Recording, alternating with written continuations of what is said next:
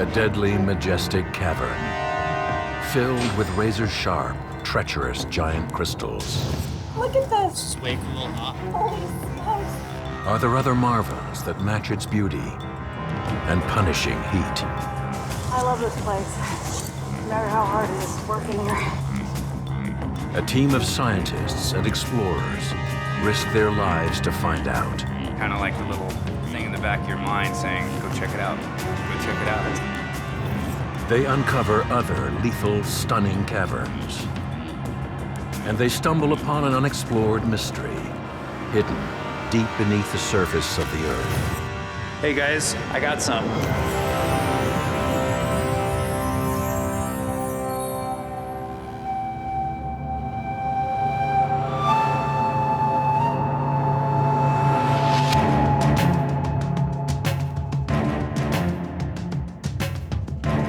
45 degrees Celsius, 90% humidity. The crystal cave does not want you there, and it will kill you in a matter of minutes. And yet there are people who are willing to risk their lives to understand this breathtaking and mysterious place. The Crystal Cave is located in a tiny Mexican mining town called Naica, 250 kilometers south of the US border in the heart of Chihuahua. Located 300 meters underground in a colossal lead mine, the Crystal Cave remained hidden for over 500,000 years, until it was accidentally discovered by miners in 2000.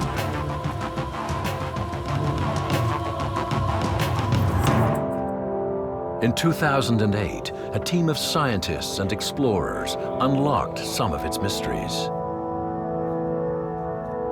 I can't imagine once we get in there. I think this is it. Yeah, I can feel the temperature. 2 years later, another team has come back for one final expedition.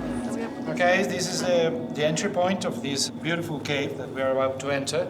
When you go inside, breathe slowly. The cave can kill a human being in 30 minutes. They're required to enter without protective suits for just 5 minutes to test their physical limits in the deadly heat. Safety is the most important thing in this cave. The team is monitored from mission control to see how they react in their 5-minute exposure test. Okay, all ready? Follow. Okay.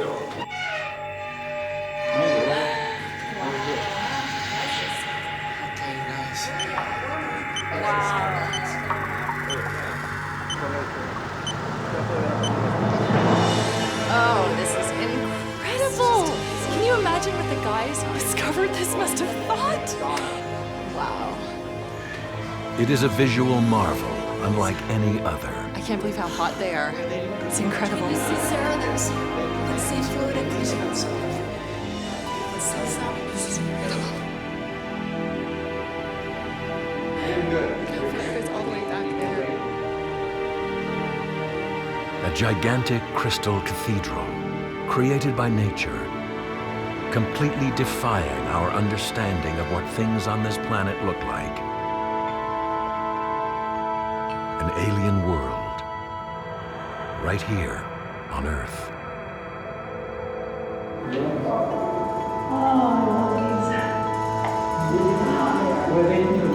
The cavern is the size of a football field and about as high as a 2-story building.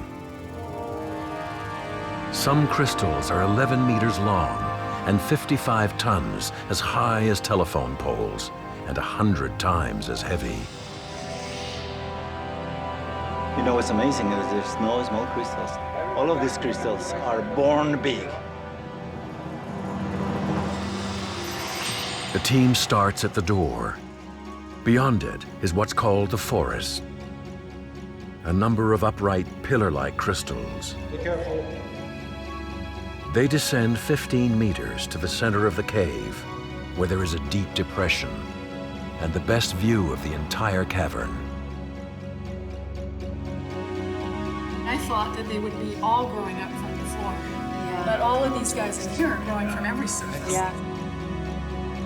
25 meters to their right is a sheer crystal face. At its top is a tiny passageway that will be their main objective. Wow. Looks like ice. Yeah. It's incredible. The 2008 team discovered a crevasse that appeared to lead to another crystal cave, but failed to penetrate it. The new team will focus their efforts to see if another majestic cavern awaits discovery. It's amazing that you can see they're growing in every direction. Apart from the goal of discovering a new cave, the team believes their expedition may even blaze the trail for a better understanding of life on Earth.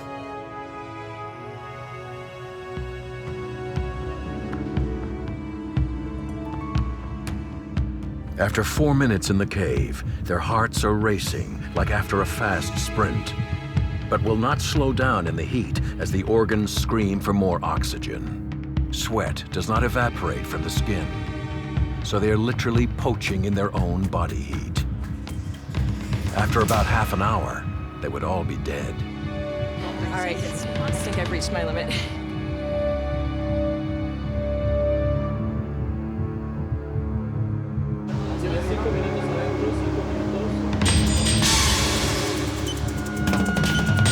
Okay, guys. Okay, la puerta. Sandra, no avancen más de la puerta. What's your head, Victor? Sandra! Vital signs are taken. If anyone gets a dangerous reading, they can be banned from the cave for the day, or for good. You can feel my heart pounding and all the blood vessels in my face. You can feel... You're not at the heart. As the explorers make their plans in the hottest cave on Earth, others seek to find another crystal cave from the surface. Mark Beverly is a climber and rescuer. He's brought a hand-picked team of explorers to investigate a 600-meter deep hole in the desert. The mine calls it the Robin Hole. It's an 8-foot-wide ventilation shaft that extends to the bottom of the mine. And somewhere inside may lie another crystal cave that no human being has ever explored. In 2009, the mine drilled this gigantic shaft to cool the hot tunnels below. A camera attached to the drill bit saw a cavern about 150 meters down.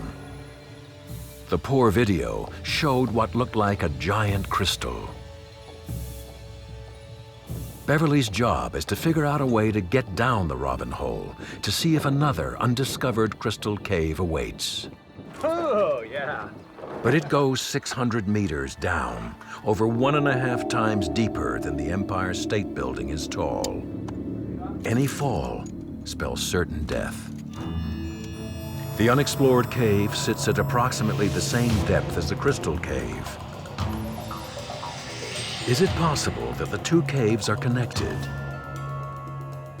The climbing team is determined to find out. One of those, that's a long life carabiners. Sweet. The hunt is on.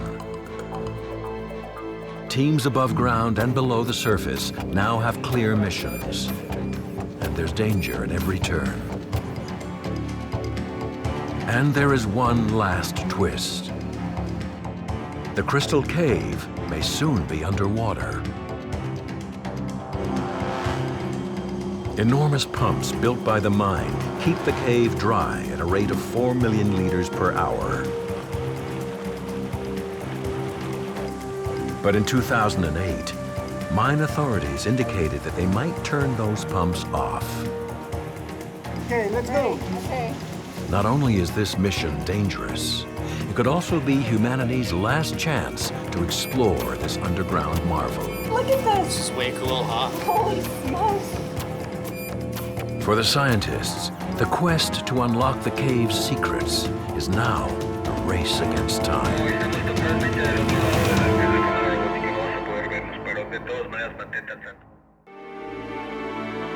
The first mission on this 2009 expedition to the giant crystal cave is to explore the mysterious crevasse that has proven to be the cavern's most deadly impasse. Explorers believe it may lead to another crystal cave.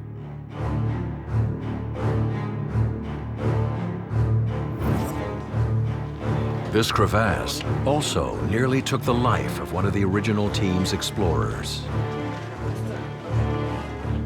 In 2006, Tullio Bernabe entered the cave with a cameraman to test the suits and respirators.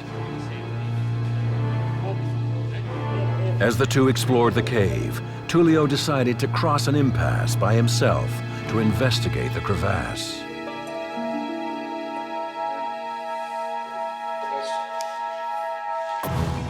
He saw that the cave kept going, so he went in further. Much further.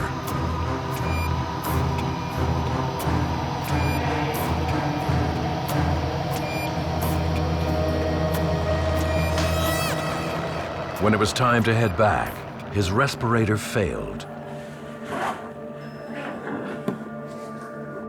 He was on his own. No one could see him in the cave.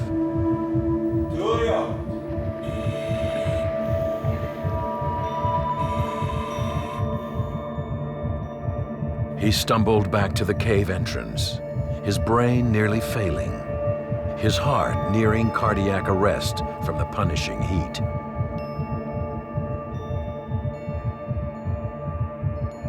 Bernabe barely escaped with his life.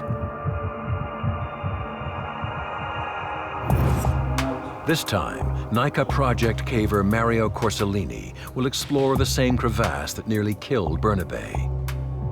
In his protective suit, he will have 45 minutes before his life is at risk.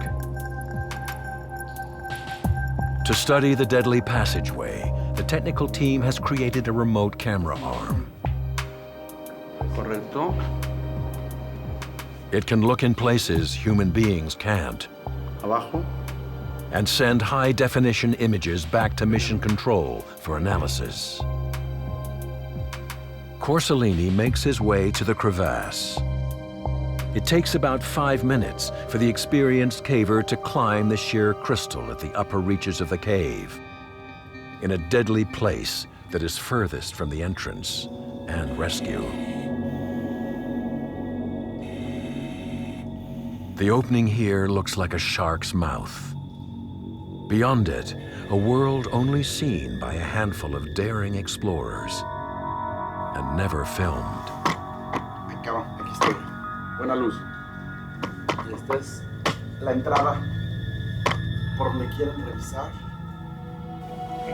Corsellini steps into a dazzling corridor lined with razor-sharp crystals. It's a disorienting maze-like place. They're all jagged. Yes. They'll chew you up. They'll chew you up good. But it appears to be a tunnel. He explores a series of tiny passageways, seeking another cavern. The tunnel is 5 meters long, 2 meters across, and lined with crystals. At its end is a wall of crystals that, if it can be climbed, appears to lead to a black void. Another cave? Scientists Victor Torres and Sarah Poirier want to explore the new passageway and test the limits of their equipment.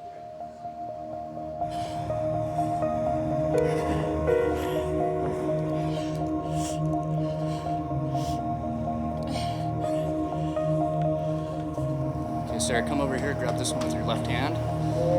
Come up, foot here. Yep. And then here, okay? Okay. They discover just how treacherous the climb to the crevasse is. It's an obstacle course of jagged crystals that can cut through skin. This hand here. Up. Broken and uneven crystals on the cave floor means moving in the heavy suits is all but impossible. Here. Right up here. There. Here? Yeah. Okay, what's up? Up here. Finally, the scientists reach the crevasse. Hotter than the Sahara, more humid than the Amazon. A deadly combination, unlike any place on Earth. 50 degrees Celsius and humidity near 100%. Wow, oh my God, look at this. This is way cool, huh? Holy smokes. This is amazing. What's that, Gary? It looks like an ice cave. Corsellini is all but exhausted. Physical movement in this heat, wearing a 20-kilogram suit, is all his body can bear. They can last just minutes longer. Just long enough to get a sense of an unexplored visual marvel that may well be the passageway to another crystal cave. It appears to go on for about 5 meters and then opens up. But to what? Tenemos 9 minutos más. Repito, 9 minutos. Vamos muy bien. Sir, we need to go now. Time is up. The 3 explorers must now make their way back to the control room. We're gonna go this way, okay? Yep. Foot here, move that way. Yep. Then foot here. Okay. They learn an important lesson. To get to the crevasse, you have to reserve enough energy to get back Can down. I take your hand? Close. Move now. Yep. The door is just 30 meters away. It might as well be 500.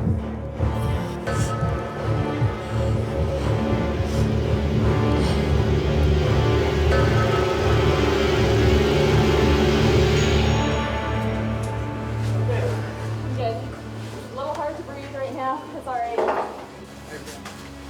Okay? Yeah, I'm okay. I'm glad I'm out though. I think it was at the right time. Another minute or two, I would have been having problems. That's your minute.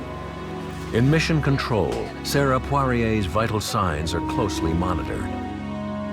She's been pushed to the physical limit. Can we get a cold glass of water? Sure. Okay, sir. Go slow with this, okay? Go slow. But she's seen with her own eyes what the team came here to determine. Thank you. There's a tunnel up there. Where it goes is the next deadly mystery to solve.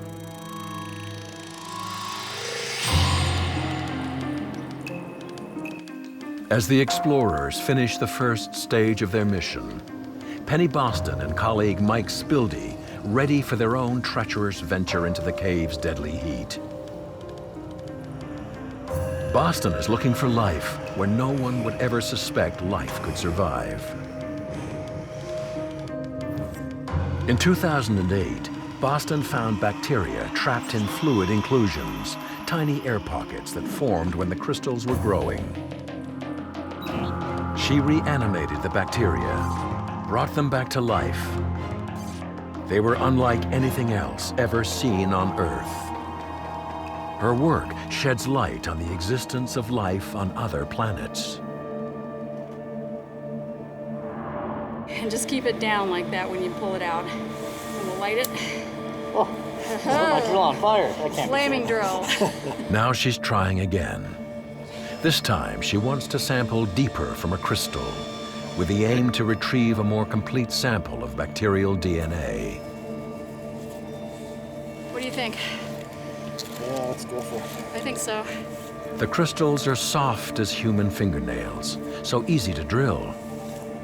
But that same softness can make it hard to reach a fluid inclusion without contaminating it. I can see water coming up into it. I think it was a juicy one. Good. This may All work. right, fire up. The clock is ticking.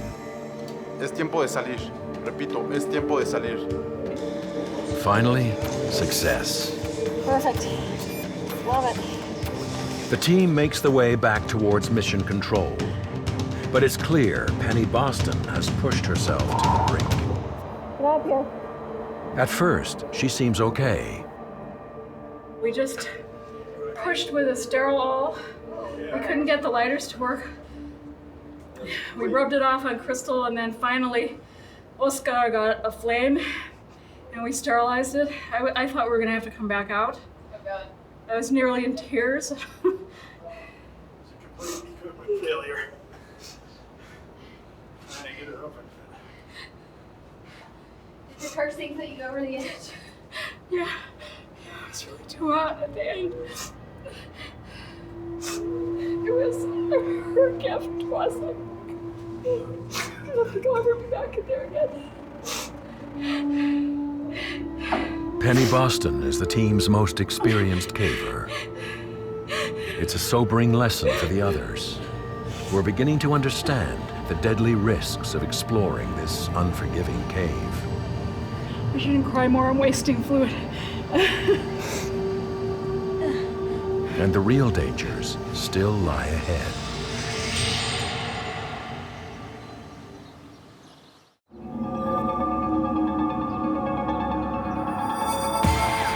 Naica project climber and rescuer Mark Beverly now prepares to see what marvels may await him on a daring descent into the unknown.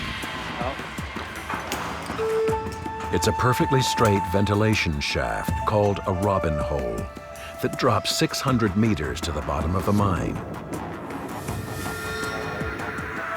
A cave has been detected at 150 meters. A drop equivalent to climbing down a 50-story skyscraper.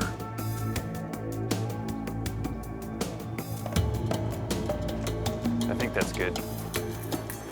Swivel just a tad because I'm gonna move this leg off the steel. A tripod feeds all the ropes to the bottom for climbers and gear. Mark Beverly will drop down a rope 50 stories alone in pitch black with no chance of rescue if something goes wrong. I don't see it now. You have to look straight ahead. Straight ahead. No, that's fine. Into the side of it. It's a straight down descent into the unknown. The time has come for a first attempt. Beverly will wear a high-definition helmet camera to provide real-time images to the surface.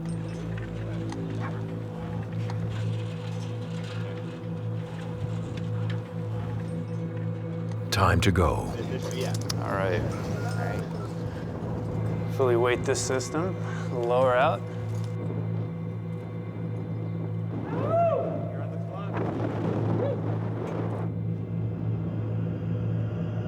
By dropping straight down the middle of the hole, Beverly hopes to avoid cutting the rope on sharp edges, an accident that he would not survive. Big drop, big hole. 100. 110. Beverly is now approaching his target. Here comes another marker. 120. Ooh, no. At the moment of discovery, the signal to the surface is lost. Hey, Mark. Justin. Radio check. Video's down. We'll just do a check. No video. So, Mark, it's Gary. I'm gonna get the audio so we don't have to always be on comm. Roger that. All right, what do we got here? We got a bit of a jog. Looks like a cave possibility, maybe.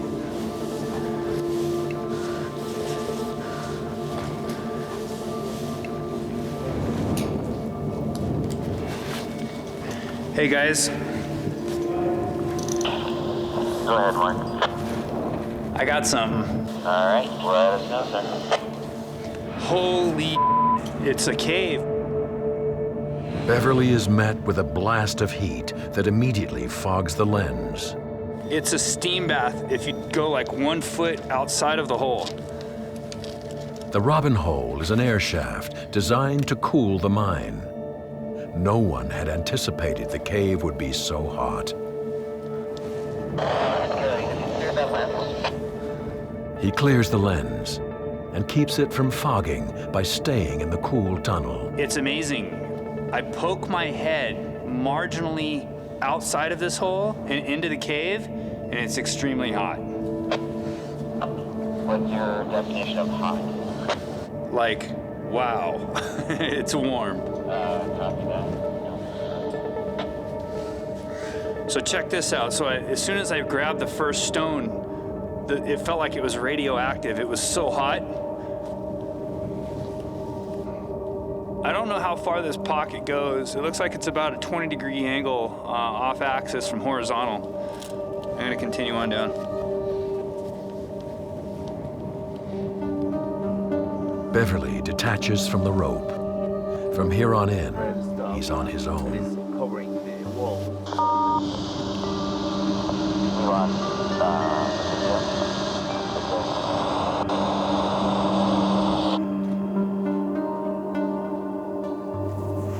Pull up on your light.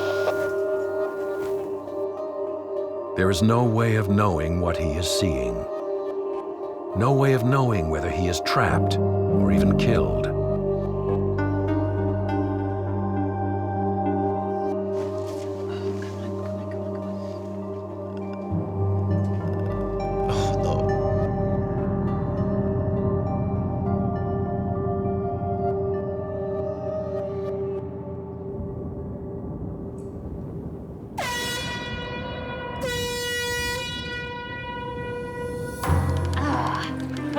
Finally, a signal from below.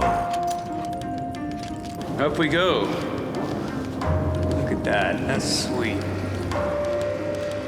And the long wait as the winch pulls mark the length of a city's skyscraper to the surface.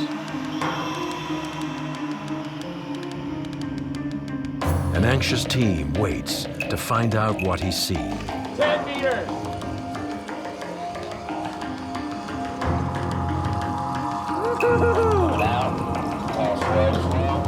Hey, man. Oh, yeah, buddy.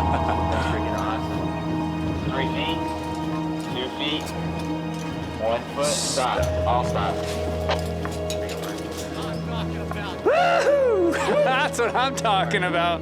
Yeah, exactly. Right here. Wow. How you doing, buddy? Oh, awesome. There's a small cave in there, yeah. It's about, I don't know, 1.5 meters high, and then it just goes back and you can't see the end. Wow. The team knows that they have just scratched the surface. Tomorrow, they will go back to determine if this unexplored cavern leads to another crystal cave.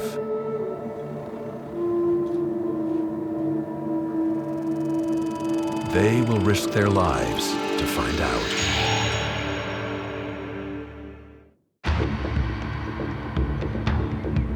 Now the Naica project scientists in the Crystal Cave begin the search for viruses in this deadly, hot environment. The biologists believe the viruses will be found in water, and there's water everywhere in this mine complex. Huge pipes and pumps redirect 50 degrees Celsius scalding water out of the mine. They go to a place the miners call hell. It's at the mine's deepest point, more than 500 meters down. We're going to collect some small water samples first from the pipe, from the wall back there, from the floor of this pool, and also some black stuff from the back wall. Okay, so be careful. She doesn't want me to wash away. They have chosen not to wear the bulky protective suits, sacrificing a longer mission time for speed. This gives them less than 5 minutes to work. After that, their bodies can no longer cope with the heat. Toxins attack the brain. Organs fail.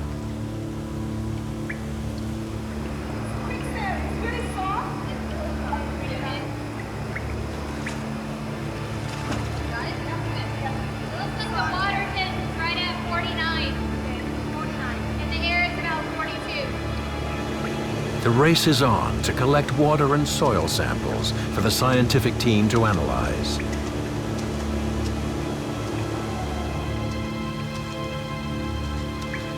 Severe tremor sets in as Wingett's body overheats. This is water from one of the drips that was coming off from right above where I collected the wall sample. Vámonos. There you go. Time is up. They have to go. But these explorers are pushed to their physical limits. It will take hours for their core temperatures to return to normal.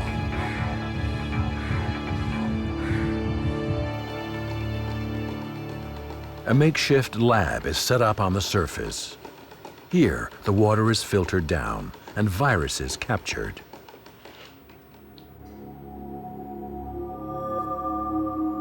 When the results come in, the team hits the jackpot. So we are just full of viruses. Let me see, Excellent. let me see. Excellent, take a look. There are as many as 10 million viruses in a single milliliter of this water. Far more than the team expected to find in such a hostile environment. So we'll definitely be able to get DNA out of those babies. Yes. Yay. These samples will be taken back to the lab for full DNA sequencing. Meanwhile, at the Robin Hole, Mark Beverly prepares for a second descent, this time with the film crew, in an effort to return with images from down below. Beverly's not crazy about the idea of taking 3 extra people down to a potentially dangerous cave. All right, we're good. We're ready for a lower. Even for his experienced climbers, it is a tremendous risk. Everything depends upon his planning. How you doing, man? A single mistake spells certain death, plummeting 600 meters straight down. Tensions are running high as cameras and crew make their descent.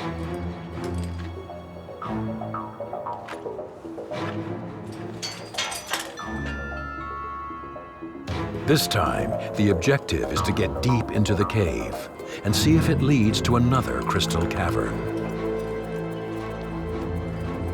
A black, unknown cavern awaits below as the surface world disappears.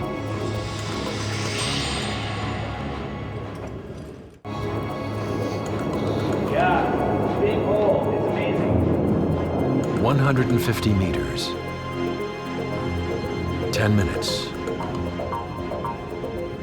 A winch built for dragging giant trees now holds the lives of 5 men on a single 1-inch rope. Yeah, there you go. This is it.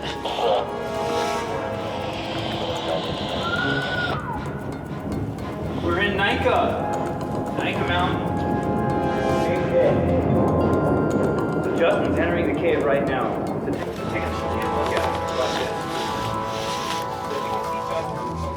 Angie, this is Justin. Go ahead and lower approximately 5 feet. 5 feet.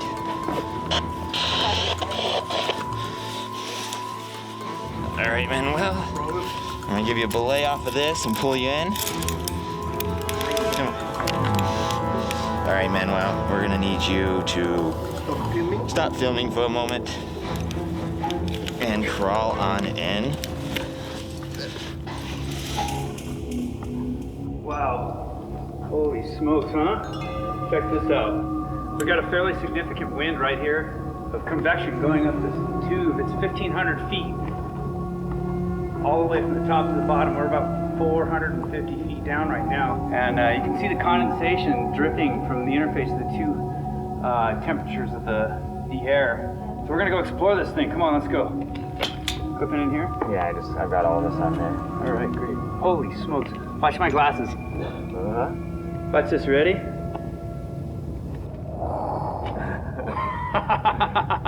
That's crazy, huh? The explorers fear that the impact of the drill, which discovered this cave, could have created giant, deadly cracks, dropping off into the abyss. Start game time. The game time was 21:29. The temperature is 45 degrees Celsius. It would kill them in half an hour, if not for the nearby relief of cool air at the Robin Hole. Wow.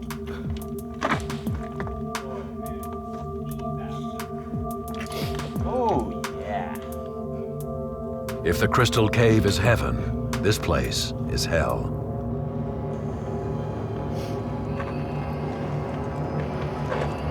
No sign of giant crystals, but everywhere there are other marvels, unlike anything ever discovered on Earth. Dude, this is virgin, this is pristine. Tiny filament crystals that look like fiber optics. But these are made by nature, not man. A single breath could destroy them forever. The edges of the cave are covered in cauliflower shapes, often seen in other caves, but not on this scale. They resemble coral, an unlikely sight in a desert cavern. There's lots of little broccoliflower crystals everywhere, not just on the top, but also on the bottom. And so this is as far as we go down.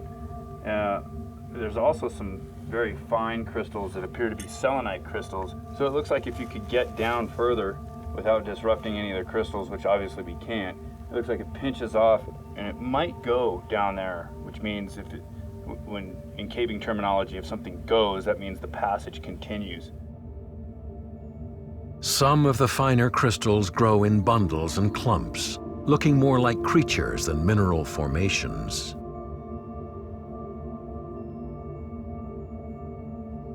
It's a whole new world, not like any world we know.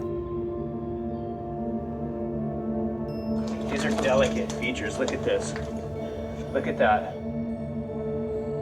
Despite its incredible heat and because of its unique white shapes, the team decides to call it the Ice Palace. We have a lot more of those hair-like crystals forming right here on this edge, right where all this cloud begins. The team seeks a passage at the rear of the cave to see if it leads to another crystal cavern, and is met with a blast of hot air. Wow. I've got active air blowing across my face at probably 10 miles an hour.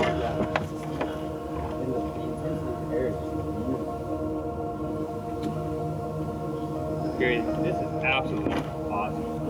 It's insane. If I move my head up like this, I can feel air move out of that hole and hit me in the face. Yeah, it's running right along the top of the cave. This is how this cave is heated. If you drop your head, you don't feel it. Right. So I can feel it right now, and then I feel active air movement. It's coming out of the hole. Yeah. They wonder if this is the path to a crystal cave. Oh, no way. Yeah, don't kill yourself, dude. A path filled with countless magnificent chambers. Mark, be careful, dude. But each one deadlier than the last, further from escape to cooler air. 50. 1-5. From this point on, Beverly documents what he sees with a personal video recorder. Absolutely crazy. We're in a really tight crawl space and this thing goes. The ground is hot. It's very warm. The heat blasts in at 15 kilometers per hour from some unseen source beyond. This is absolutely amazing. I'll take a peek this way. Oh, Mark, this is crazy. This is gorgeous. It's hot. We're about to pointer turn around. Okay. I'm burnt. Gary's burnt. The tunnel drops to another cave. Exploring it is impossible. It is too hot, too cramped, too dangerous. All right, well, let's go. If there is another crystal cave, they would die trying to find it this way. Their work continues, collecting more samples for the scientists to analyze. These are all crystals. You can see there's some dirt that's been stuck on them, but they're very, very opaque.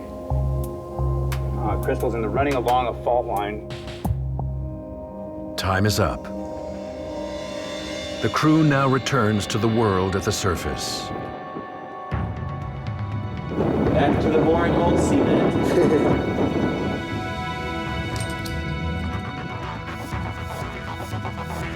The scientists ask Mark Beverly to bring his team down to see if their climbing expertise can be of help in the deadly tunnel that they think leads to another cave. Together, they will try to unlock the cave's final secrets. And then what I'll do is I'll have the box and I'll be able to look and I'll say, move right.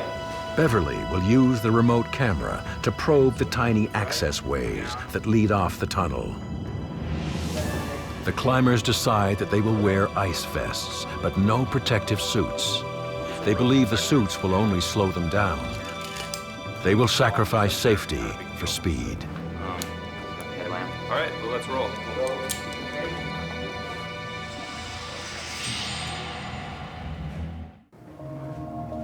We are ready to go. Time for a first push.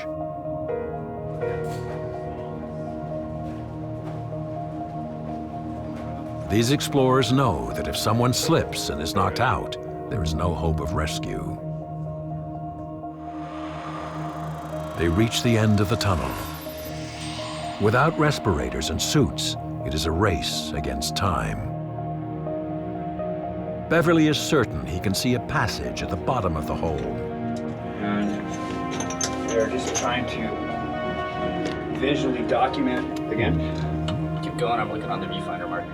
Go down, but it looks like about 1 to 2 feet that you need to extend it inside of the cave. Okay, here we go. That's a good shot. Okay, I gotta tighten the stuff. Let's stay with us going upside down. Okay. Up. Just a peek down again. After 5 punishing minutes, a tantalizing clue. In the top right corner of the passageway, a void. This looks to Beverly like a passage to another cave. This access way is too small for human exploration. Okay, good. Anything else? That's it. Negative. I think that's it, guys. We're done. That was intense. It was intense. Yeah, all right, everybody room. You're good. And it's up to your left. Just take your time. Watch your groin, watch your ribs. You can easily break a rib on one of these things.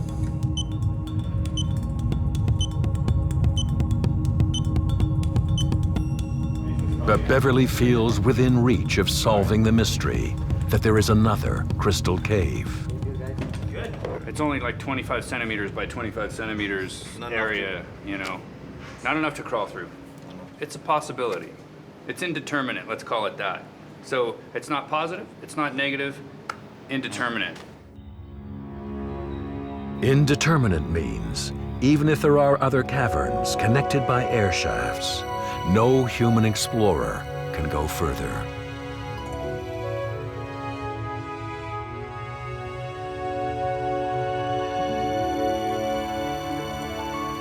But it was worth the risk to explore beyond the crevasse. New, wondrous crystals are discovered in this passageway, not seen or filmed on previous missions. A sword-like one that the team dubs Excalibur. It would be a centerpiece in any museum. Here, it is just a curiosity. Another crystal on the floor that is like a perfectly cut gem. And all around, walls and pillars of pristine crystals that rival those in the large cavern down below.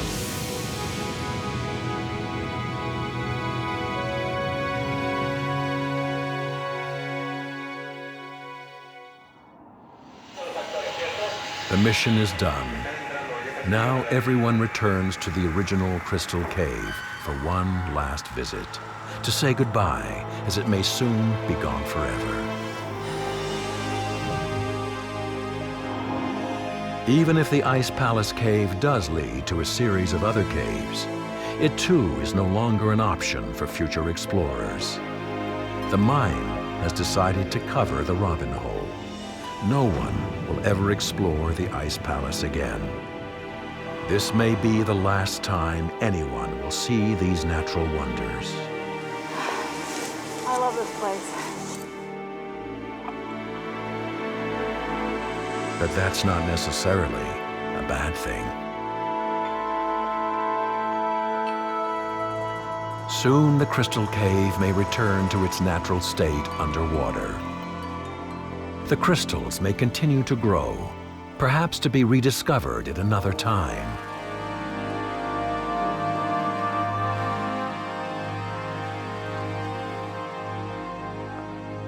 Sometimes, the best things on Earth are the things we leave alone.